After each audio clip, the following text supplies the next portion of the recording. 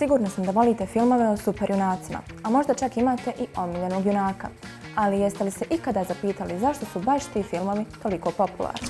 Sredinom 20. stoljeća, dok je filmska industrija bila u svom usponu, pojavio se novi žanr – filmovi o superjunacima. Upravo će taj žanr kasnije postati jedan od najdominantnijih u modernoj kinematografiji.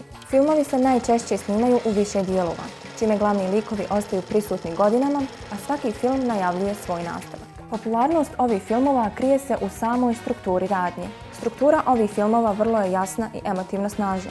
Odnos dobra i zla precizno je definisan, znamo ko je junak, a ko negativac.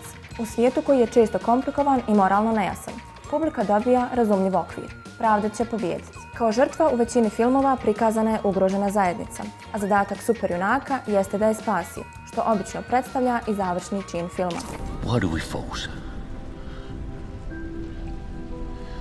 So that we can learn to pick ourselves up. Kroz svaki nastavak pratimo ne samo fizičku snagu superjunaka, već i njegov psihološki razvoj. On sumnja, pada, griješi, ali na kraju ustaje. Upravo ta ljudska dimenzija pomaže gledaocima da razviju empatiju i emocionalnu povezanost sa likom. Osim jasne strukture i kontinuiranog razvoja likova, snažnu ulogu ima i sama vizualizacija filma. Filmovi o superjunacima obično sadrže naučno-fantastične scene, mnoštvo vizualnih efekata, a mogu biti i animirani. Međutim, ovaj žanr pokrenuo je niz rasprava među filmskim kritičarima. Oni upozoravaju da može doći do zamora publike jer se žanr oslanja na predvidiv šablon koji se ponavlja.